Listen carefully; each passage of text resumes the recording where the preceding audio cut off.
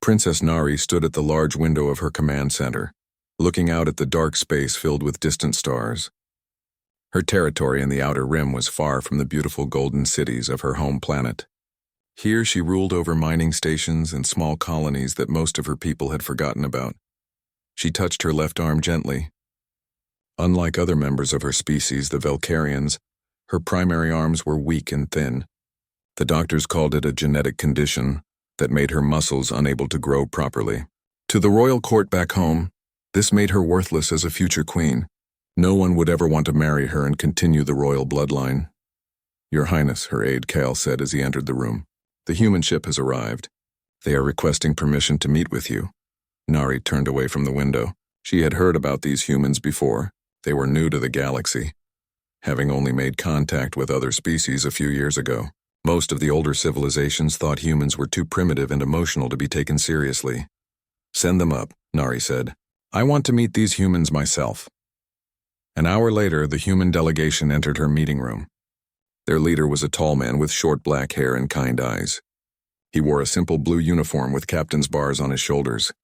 "Your Highness," the man said with a respectful bow, "I am Captain Lee Junho of the Earth ship New Sol.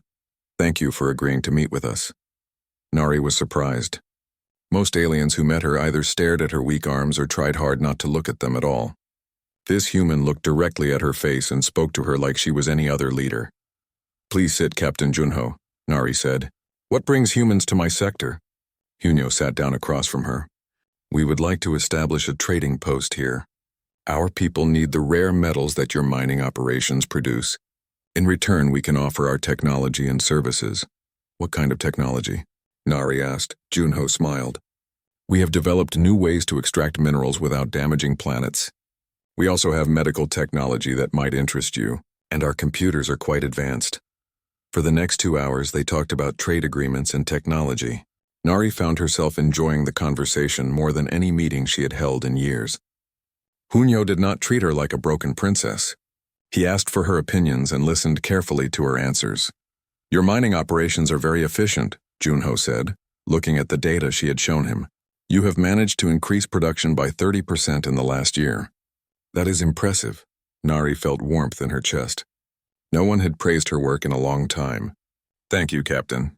I believe that treating workers well makes them more productive than forcing them to work harder." "I agree completely," Junho said. "Happy workers do better work. This is something humans have learned over many centuries." Over the following weeks, Junho visited several more times to work out the details of their trade agreement. Each time, Nari looked forward to seeing him. He was intelligent and kind, and he never made her feel like she was different or broken. During one visit, Junho brought a small device with him. "This is a translation computer that learns languages very quickly," he explained. "I thought you might find it interesting." Nari examined the device with her secondary arm since her primary arms were too weak to hold it properly. She noticed that Junho did not stare or look uncomfortable when she had to adjust how she held things. "This is remarkable," she said. "How does it work so fast?" "It uses something we call artificial intelligence," Junho explained. "The computer can think and learn almost like a living being, but much faster." "Most species are afraid to create thinking machines," Nari said. "They worry the machines might become dangerous." "Humans had the same fears," Junho admitted. "But we learned how to make AI that wants to help rather than harm. It has made our lives much better." As they talked about technology and philosophy, Nari realized that humans had a very different way of looking at problems. Where other species saw tradition and rules that could not be changed, humans saw opportunities to try new things. "Captain," Nari said during one of their meetings, "may I ask you a personal question?" "Of course, Your Highness." "What do humans think about individuals who are different from others?" Junho was quiet for a moment, thinking carefully about his answer. "Humans believe that everyone has value, regardless of how they look or what their bodies can do. Some of our greatest leaders and inventors were people that others thought were weak or strange." "That is a beautiful idea," Nari said softly. "It is more than an idea," Junho replied. "It is how we try to live. Every person deserves respect and the chance to contribute their gifts to society." Nari felt tears forming in her eyes. In all her years, no one had ever spoken to her this way. The royal court saw her as a disappointment, Other species saw her as weak, but this human saw her as a person with value. "Your Highness," Junho said gently, "forgive me if I speak too freely, but I think your people are foolish if they do not recognize your worth. You are one of the wisest and most capable leaders I have ever met." Nari could not speak for several moments. When she finally found her voice, it was barely a whisper. "Thank you, Captain. You cannot know how much that means to me." From that day forward, their meetings became the brightest part of Nari's week. She found herself thinking about their conversations long after Junho had returned to his ship. For the first time in her life, she had found someone who saw her as she truly was, not as the broken princess that others expected her to be. She began to hope that maybe, just maybe, there was a place in the galaxy where she could be valued for her mind and her heart, rather than judged for the weakness of her arms. And perhaps that place might include a certain kind human captain who had shown her what respect truly meant. 3 months had passed since the humans began trading in Nari's sector. The partnership was working well for both sides. Human technology was making the mining operations more efficient, while the rare metals were helping human colonies build better ships and equipment. Nari was reviewing the weekly reports when alarms began blaring throughout the command center. Red lights flashed as her staff rushed to their stations. "Your Highness," Kale called out from his console. "We have multiple ships dropping out of hyperspace at the edge of the system. They are not responding to our calls." Nari moved quickly to the main display screen. She could see at least 20 large ships approaching her territory. The design was familiar and frightening. "Trakari raiders," she said grimly. "They have come for our crystal mines." The Trakari were known throughout the galaxy as brutal pirates who took what they wanted by force. They had been eyeing the valuable crystal deposits in Nari's sector for years, but had been kept away by the threat of the Valkyrian Navy. "Send a message to the Imperial Fleet," Nari ordered. "Request immediate assistance." Kyle worked at his console for several minutes before turning back to her with a sad expression. "Your Highness, the Fleet Command says they cannot spare any ships. They are dealing with problems in the core worlds and cannot help us." Nari felt her heart sink. She had always known that her territory was considered unimportant by the Empire, but she had hoped they would at least defend their own people. "How long until the Trakari reach our mining stations?" she asked. 6 hours at their current speed," her tactical officer replied. Nari closed her eyes and tried to think. Her small defense force could not stand against 20 Trakari warships. The miners and colonists would be captured or killed, and everything she had worked to build would be destroyed. "Your Highness," Kale said quietly. "Captain Junho is requesting permission to dock. He says it is urgent." "Send him up immediately," Nari said. 15 minutes later, Junho rushed into her command center. His usually calm face showed worry and determination. "Princess Nari," he said, "my ships detected the Trakari fleet. How can we help?" "There is nothing you can do, Captain," Nari replied sadly. "Your 3 ships cannot fight 20 Trakari warships. You should leave before they arrive." "We are not leaving," Junho said firmly. "These people are under your protection and you are our ally. Humans do not abandon their friends." Nari felt touched by his loyalty, but she had to be realistic. "I appreciate your courage, but it would be suicide. I cannot ask you to die for my people." Junho was quiet for a moment, then he stepped closer to her. "Your Highness, there might be another way, but it would require a great deal of trust between our peoples." "What do you mean?" "Human military doctrine is very different from what other species use. We fight in ways that most aliens consider impossible or insane, but our methods work." "Explain," Nari said. "We could combine our forces under a unified command structure. Your people know this sector better than anyone, and you are an excellent strategic thinker. My people know how to fight against overwhelming odds." Nari shook her head. "The Valkyrian military codes do not allow foreign commanders to lead our ships." "Then we need to change the situation," Junho said. He took a deep breath and looked directly into her eyes. "Princess Nari, will you mate with me?" The command center fell completely silent. Everyone stared at Junho in shock. Kale's mouth hung open. Even the computer displays seemed to stop moving. "What did you say?" Nari whispered. "I am asking you to marry me," Junho said clearly. "If we are married, then human and Valkyrian forces can be legally combined under joint command. It is the only way to save your people." "Captain," Nari said slowly, "do you understand what you are asking? I am considered damaged goods by my own people. Marrying me would gain you nothing but shame. Junho stepped even closer. Your Highness, with respect, your people are wrong about you. You are the most intelligent and capable leader I have ever met. Any man would be honored to call you his wife. This is madness, Kale said from his station. The royal court would never accept such a marriage. The royal court is not here, Junho replied without taking his eyes off Nari. They abandoned this sector to the raiders. Princess Nari is the only authority that matters here. Nari felt her heart beating fast. She had dreamed of someone asking to marry her, but she had never imagined it would happen like this. And she had certainly never imagined it would be a human asking. Captain, she said carefully, are you asking me to marry you only for military reasons? Junho's expression softened. No, Your Highness. I am asking because in these past months I have come to admire and respect you more than any person I have ever known. I would be honored to stand beside you, not just in battle, but in life. Nari looked around the command center. Her people were depending on her to save them. The Trikari would show no mercy if they conquered the sector. But more than that, she realized that Junho was offering her something she had never dared to hope for. A true partnership with someone who valued her for who she was. If I accept, she said, what would happen to my people? To this sector? We would rule it together, Junho said.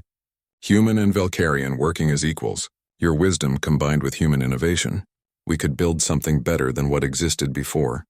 Nari made her decision. Captain Lee Junho, I accept your proposal. But not just for military reasons. I accept because I believe we could create something wonderful together. Junho smiled, and for the first time since the alarms had started, Nari felt hope. Then we need to move quickly, Junho said. Kyle, contact my ship and have them send over Admiral Park. We need to perform the ceremony immediately and then plan our defense. Your Highness, Kyle said uncertainly. Are you sure about this? Nari looked at the tactical display showing the approaching Trikari fleet, then at Junho standing beside her. I have never been more sure of anything in my life. The marriage ceremony was unlike anything anyone in the sector had ever seen. Princess Nari and Captain Junho stood together in the main hangar bay of the orbital station, surrounded by humans and Valkyrians who had gathered to witness this historic moment. Admiral Park, a woman with graying hair and kind eyes, performed the human part of the ceremony. She spoke about partnership, trust, and two people becoming stronger together than they could ever be apart. The Valkyrian part was conducted by Kyle, who recited the ancient words about unity and shared purpose. When they exchanged rings, Junho had to place Nari's ring on her secondary hand, since her primary arms were too weak to wear jewelry. But he did it with such care and respect that it felt like the most natural thing in the world. I promise to stand with you, Junho said as he looked into her eyes. In victory and defeat, in peace and war, for as long as we both live. I promise to trust you, Nari replied, to share my burdens with you, and to build something beautiful together. The ceremony took only 30 minutes. There was no time for celebration. The Trikari fleet was now only 3 hours away.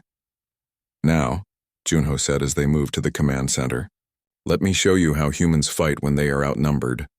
He activated a holographic display that showed the approaching enemy fleet, 20 large warships in a traditional formation, moving steadily toward the mining stations. Most species fight battles like this with still ancient times, Junho explained. Big ships in straight lines trying to overpower the enemy with superior firepower. Humans learned long ago that this is not always the best way. What do you do differently? Nari asked. We use speed, confusion, and technology working together. Watch. Junho contacted his 3 ships and gave them orders that sounded crazy to everyone listening. He told them to split up and hide behind asteroids. He ordered them to turn off most of their lights and energy systems to avoid detection. Most shocking of all, he told them to activate their artificial intelligence combat systems.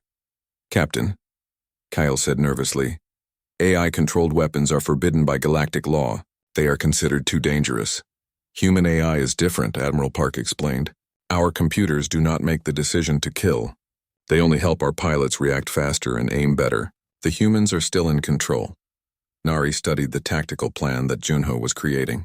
It was unlike anything she had learned in Valkyrian military school. Instead of meeting the enemy head-on, the human ships would attack from different directions, hit fast, and disappear before the Trikari could respond. This might actually work, she said slowly. But you will need perfect coordination between all our forces. That is where you come in, Junho said with a smile. You know every asteroid, every mining station, every hiding place in this sector. You will command the overall strategy while I lead the fighter attack. The next 2 hours passed quickly as they prepared for battle. Nari found herself working more closely with humans than she ever had before. Their way of thinking was so different from what she was used to. Where Valkyrians planned carefully and followed established procedures, humans seemed to make things up as they went along. Are you always this disorganized? She asked Junho as she watched human pilots modifying their fighters with spare parts. We are not disorganized, he laughed. We are flexible. When the plan does not work, we make a new plan quickly. When the Trakari fleet finally arrived, they did exactly what Junho had predicted. They formed up in a standard attack formation and began moving toward the largest mining station, expecting to find a small defense force waiting for them. Instead, they found empty space. All ships, this is Princess Nari, she broadcast on the command frequency. Remember, we are not trying to destroy them all. We just need to make them decide this sector is not worth the cost. Begin the attack. The human fighters came out of the asteroid field like angry insects, moving faster than anything the Trakari had ever seen. They fired their weapons and disappeared before the big ships could lock onto them. The Trakari formation began to break apart as captains tried to chase the small, fast human ships. Now, Kyle, Nari ordered. Bring our ships in from above and below. The Valkyrian defense ships, which had been hiding on the far side of the system's star, suddenly appeared above and below the confused Trakari fleet. They used the chaos created by the human fighters to attack the enemy ships while they were distracted. In the command center, Nari watched the battle unfold on dozens of screens at once. Junho was in his fighter, leading the human attack while staying in constant contact with her. Together they moved their forces like pieces on a game board, always staying one step ahead of the enemy. Trakari command ship is trying to retreat, reported the tactical officer. Do not let them, Nari said. If they escape, they will come back with more ships. Juno, can you reach them? Already on it, Junho's voice came through the speakers. All human fighters target the command ship's engines. Do not let them jump to hyperspace. The battle continued for another hour. The Trakari, who had expected an easy victory, found themselves fighting an enemy that seemed to be everywhere and nowhere at the same time. Their large ships were powerful, but they could not hit targets that moved so fast and unpredictably. Finally, the Trakari commander sent a message to Nari's station. Valkyrian Princess, the gravelly voice said, we surrender. Your forces fight like madmen. We did not expect such resistance. Smart choice, Nari replied. Leave this sector immediately and never return. If you do, we will be ready for you. As the surviving Trakari ships limped away toward hyperspace, cheers filled the command center. Humans and Valkyrians embraced each other, celebrating their victory together. Junho returned to the station an hour later, still wearing his flight suit. When he entered the command center, everyone applauded, but he walked straight to Nari and took her hands in his. We did it, he said with a tired but happy smile. We did, Nari agreed. Your people fought magnificently. I have never seen anything like it. Your strategy was perfect, Junho replied. You used every advantage we had while covering our weaknesses. The Trakari never had a chance once we started working together. As reports came in from across the sector, it became clear that they had won a complete victory. The mining stations were safe, the colonists were unharmed, and the enemy was retreating. But more importantly, humans and Valkyrians had fought side by side as equals, proving that cooperation was stronger than any single species fighting alone. That night, as they stood together looking out at the stars, Nari realized that her life had changed completely in just one day. She was no longer the forgotten princess ruling a distant territory. She was part of something new and exciting, a partnership that could change how species work together throughout the galaxy. News of the victory against the Trakari spread quickly throughout the galaxy. The story that captured everyone's attention was not just the military success, but the marriage between the disabled Valkyrian princess and the human captain. Some called it romantic, others called it scandalous, but everyone was talking about it. Within weeks, something unexpected began happening. Ships started arriving in Nari's sector carrying passengers that other territories did not want. They came from many different species. Velcarians from the lower classes who had no hope of advancement, disabled individuals who had been cast aside by their societies, and humans who had been labeled as troublemakers for thinking differently. "Your Highness," Kyle reported during one of their morning meetings, "we have received requests from 15 more ships asking for permission to settle in our territory. That brings the total to over 300 new residents this month." Nari looked at the list of applicants. Each file told a story of someone who had been rejected or ignored by their home society. "What are they looking for here?" "A chance," Junho said simply. He had been reviewing the applications as well. "They have heard that this is a place where people are judged by what they can do, not by what they look like or where they come from." Among the new arrivals was Dr. Kim Yuna, a human genetic engineer who had been forced to leave Earth after her research was deemed too dangerous by the authorities. She had been working on ways to help people with genetic conditions live better lives, but conservative politicians had shut down her laboratory. "Dr. Kim," Nari said as they met in the medical facility, "I have read your research papers. Your work is remarkable." Yuna smiled nervously. "Thank you, Your Highness. I hope I can continue my research here. I believe I might be able to help people like you." "What do you mean?" "Your condition affects muscle development in your primary arms, correct? I have been working on a combination of genetic therapy and mechanical assistance that could strengthen those muscles significantly." Nari was quiet for a moment. She had spent her entire life accepting that her condition could not be changed. "Are you saying you could cure me?" "Not cure," Yuna said carefully, "but definitely improve your quality of life. However, I would need to work with someone who understands Velcarian biology better than I do." That someone turned out to be Kyle, who had studied medicine before becoming Nari's aide. Together, he and Yuna began developing treatments that combined human technology with Velcarian medical knowledge. But their breakthrough came when they realized something surprising about Nari's condition. While her primary arms were weak, her secondary arms had developed enhanced fine motor control to compensate. This gave her incredible precision when working with delicate equipment. "Your Highness," Yuna said excitedly as she showed Nari the test results, "your condition is not just a disability. It is also a unique ability.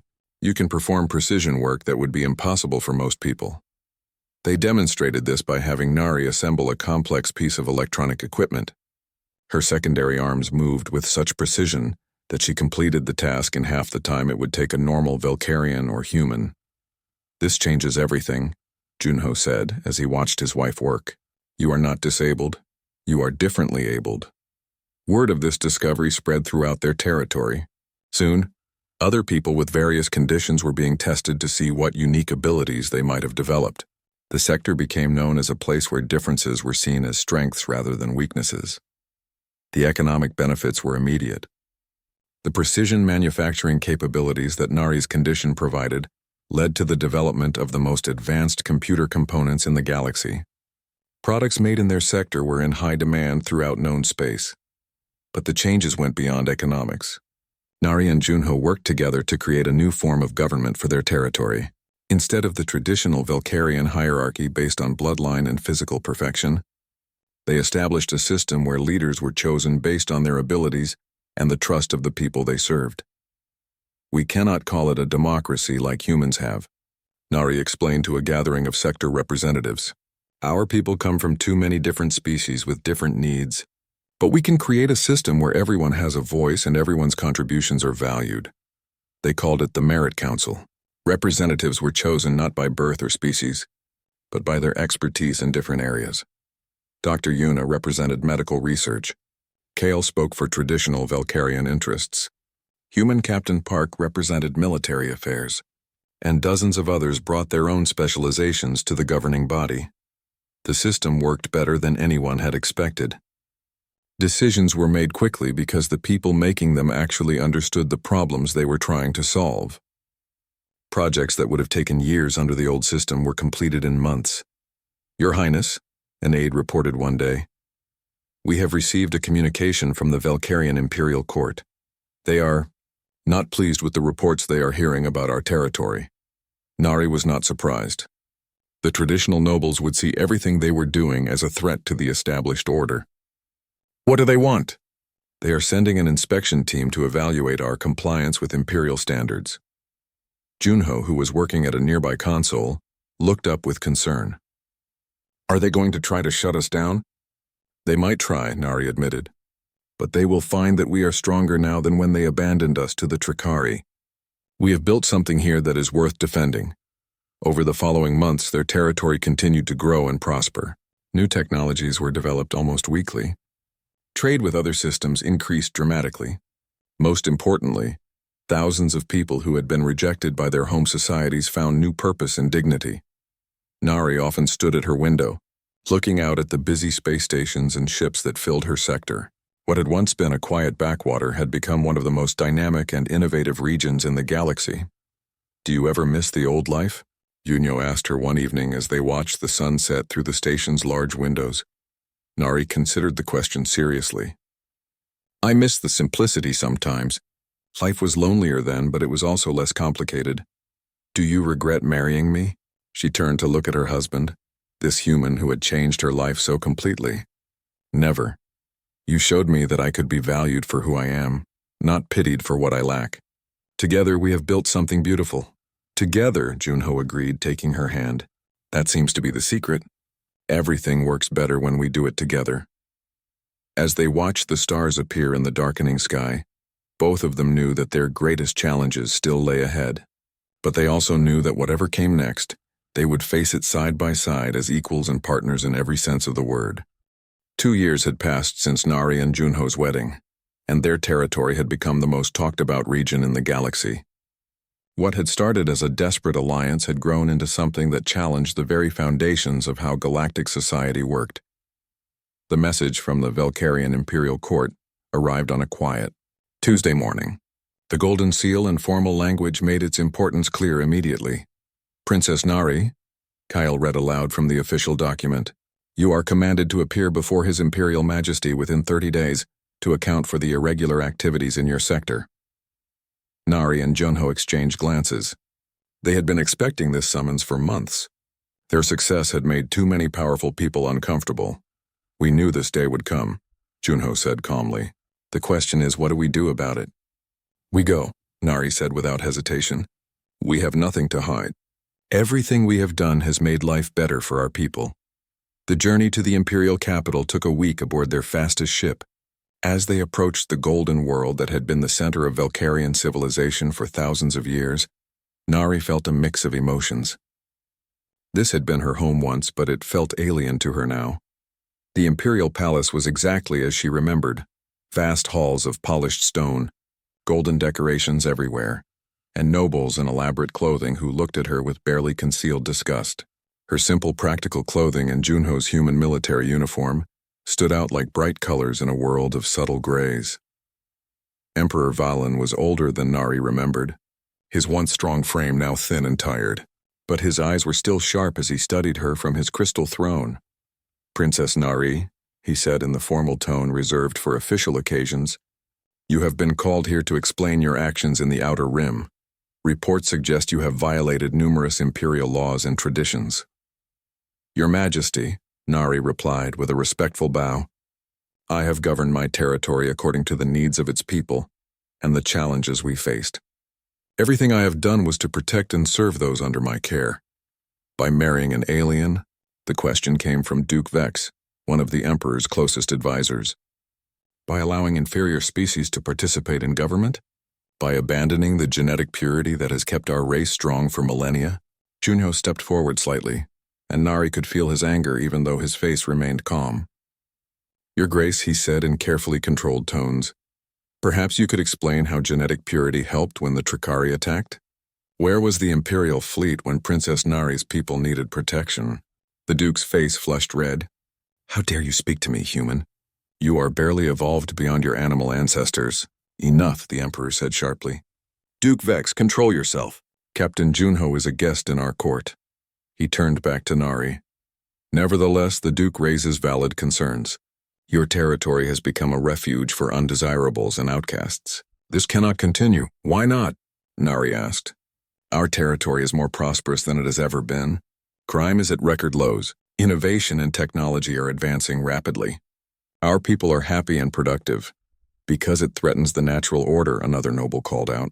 If other territories follow your example, chaos will result. Nari looked around the throne room at the assembled nobles. These were people who had inherited their positions through bloodline, who had never had to earn respect or prove their worth. They saw her success as a personal attack on everything they believed. "Your Majesty," she said, "may I ask what you want from me?" Emperor Valen was quiet for a long moment. When he spoke, his voice was tired. "The Empire is changing, Nari. Younger species are demanding representation. Traditional alliances are failing. Some systems are talking about leaving the Empire entirely.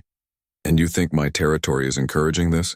I think," the Emperor said slowly, "that you have shown other systems that there are alternatives to the way we have always done things. This makes governing very difficult for me." The Emperor stood up from his throne, and everyone in the room bowed automatically. "Princess Nari, I am offering you a choice. Renounce your marriage to the human. Accept a proper Valkyrian consort of noble blood, and I will name you as my heir. The Empire will be yours to rule." The throne room fell completely silent. Several nobles looked shocked. They had not expected this offer. Nari felt her heart racing as she considered what the Emperor was saying. "And if I refuse?" she asked. "Then you will be stripped of your royal title and banished from Valkyrian space. Your territory will be placed under direct imperial control." Nari looked at Junho, who nodded slightly. They had discussed this possibility during their journey to the capital. They had made their decision already. "Your Majesty," Nari said clearly, "I am honored by your offer, but I must decline." Gasps echoed through the throne room. Even the Emperor looked surprised. "You refuse the throne?" he asked. "I refuse the throne as it currently exists," Nari said. "The old ways of governing based on bloodline and species superiority are ending, Your Majesty. The galaxy is changing whether we want it to or not." She stepped forward with Junho beside her. "But I have a different proposal. Instead of an empire ruled by tradition and fear, we could create a confederation of free worlds. Each system would govern itself according to the needs of its people, but we would work together for mutual benefit and protection." "Impossible," Duke Vex said immediately. "Inferior species cannot govern themselves properly." "The evidence suggests otherwise," Junho said calmly. "Our territory is proof that cooperation works better than domination." Emperor Valen studied them both carefully. "And you think other systems would join this confederation?" "Many already want to," Nari replied. "We have received inquiries from dozens of systems that are unhappy with imperial rule. They want the freedom to solve their own problems in their own ways." The Emperor was quiet for a very long time. Finally he asked, "And what would happen to those who prefer the old ways?"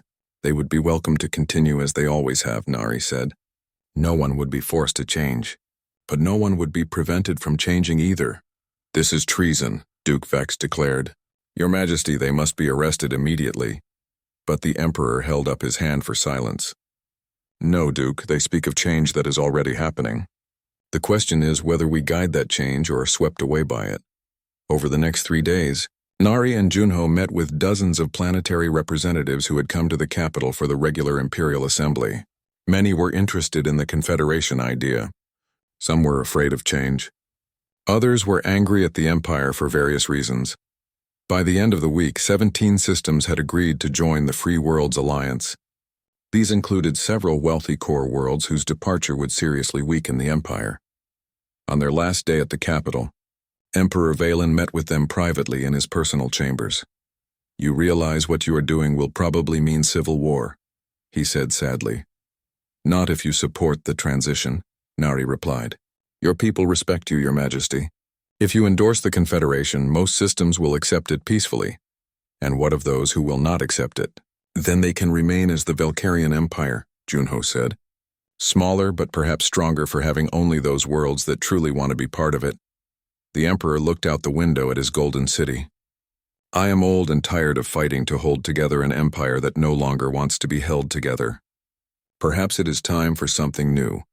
1 month later, the Free Worlds Alliance was officially established. Nari became its first elected president, chosen not because of her bloodline but because the member worlds trusted her judgment and leadership. The ceremony was held in space, aboard a station built specifically for the occasion.